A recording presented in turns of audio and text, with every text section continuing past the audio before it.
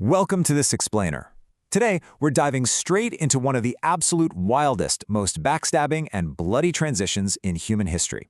We're talking about the legendary fall of the Han Dynasty and the rise of the three kingdoms in ancient China. Seriously, if you think modern politics is a mess, just wait until you see the absolute whiteboard of betrayals we've got sketched out for you today. So, let me ask you something. When you picture ancient China, what pops into your head? Do you imagine this peaceful, golden age with beautiful art, brilliant new technology, and singing birds? Or do you picture relentless, chaotic betrayal? Because, look, while the history books love to paint a pretty picture of stability, the reality for the average person was way different. We're talking flooded rivers destroying crops, non-stop nomadic raiding, starvation, and, honestly, a whole lot of warlord drama. Now, take a look at the steps drawn out here. It's what historians call the dynastic cycle, and it works like absolute clockwork. Step 1, a powerful leader rises up and genuinely works for the good of the people. But then, step 2, over time those leaders get lazy, they get corrupt, and eventually somebody literally builds a lake of alcohol. No, really. Step 3, the starving, angry populace mounts a massive rebellion. And finally, step 4, a brand new dynasty rises from the ashes. Wash, rinse, repeat.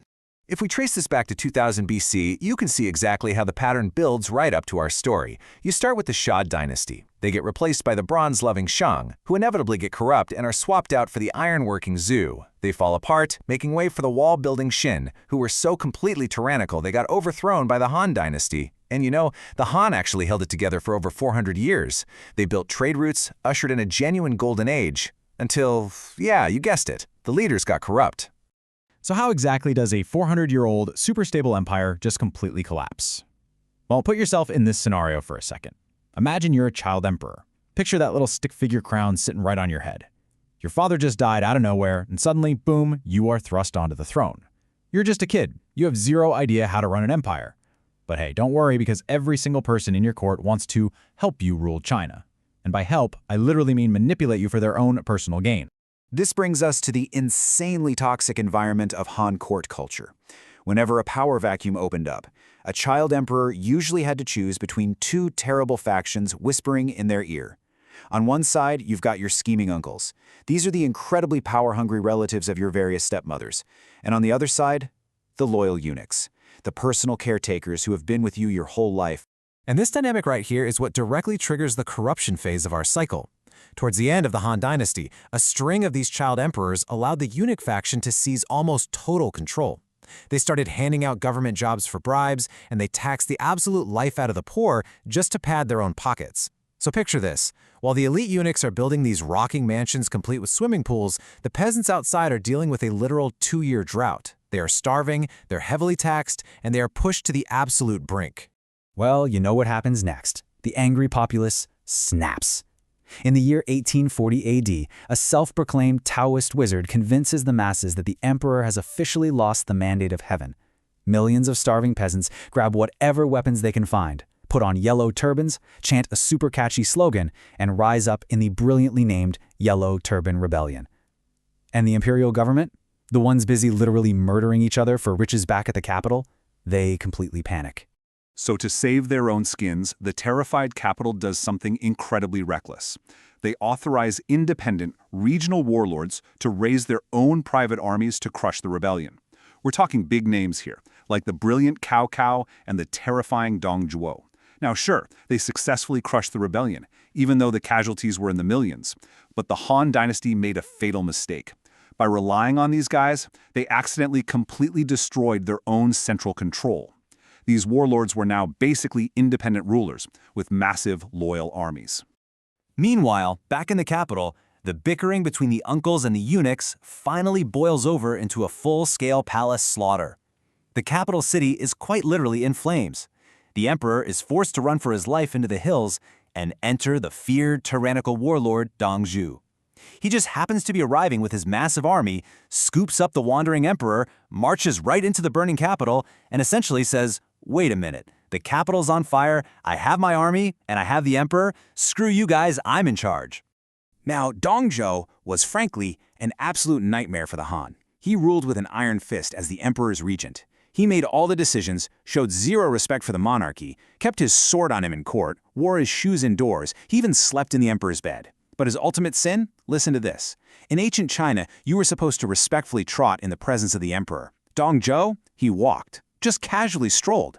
The other warlords were so absolutely disgusted by this that they formed a massive 100,000-man coalition just to take him down. But Dong Zhuo wasn't really sweating it. Why? Because he had an ace up his sleeve to fight off this huge coalition, his adopted son and protege, Lu Bu.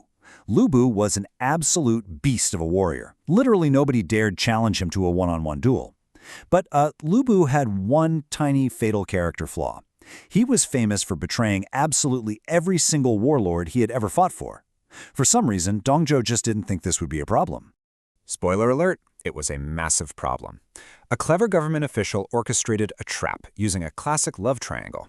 He promised his incredibly beautiful daughter to Lu Bu, but then turned around and gave her to Dong Zhuo, who immediately took her as his concubine. Lu Bu, predictably furious that his boss stole his girl, did what he does best. He and some officials assassinated Dong Zhuo and literally left his famous corpse burning in the streets. With Dong Zhuo dead and the Han government entirely decimated, the power vacuum was blown wide open. What followed were decades of rapid-fire warlords' betrayals, alliances, and executions that genuinely make Game of Thrones look like a Dr. Seuss book. Warlords were just constantly backstabbing one another.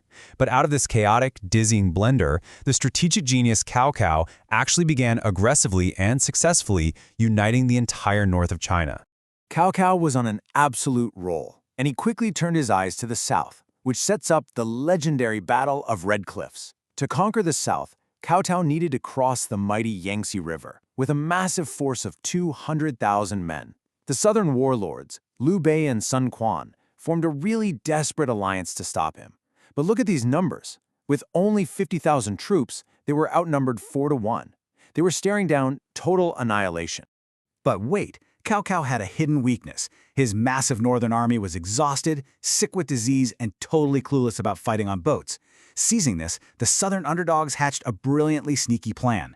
They sent fake defectors over to Cao Cao, offering him some of their finest ships. But guess what? Those ships were actually packed to the brim with flammable reeds. They sailed them right into Cao Cao's camp, set them on fire, and boom! It completely destroyed his armada, forcing a miserable, deadly retreat.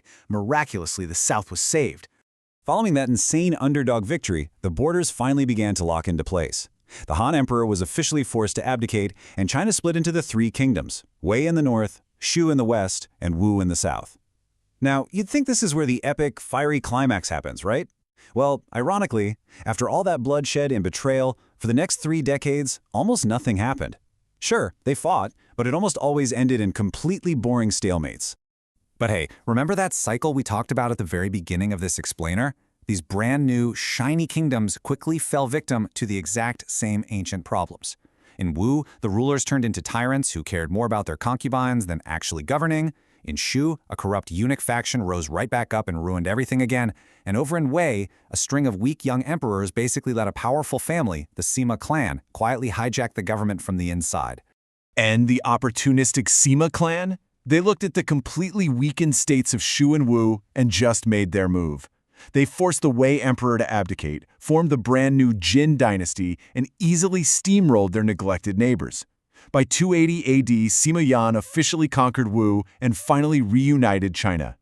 The insanely chaotic era of the Three Kingdoms was over, and the great dynastic cycle was complete once again. So, we've just watched the perfect, almost mathematical execution of order, corruption, chaos, division, and reunification play out on our whiteboard today. It really makes you think, doesn't it? Knowing that this cycle inevitably starts all over again, and that every single golden age eventually breeds its own downfall. I leave you with this. If you were dropped right into the chaos of a falling empire, what kind of legacy would you forge?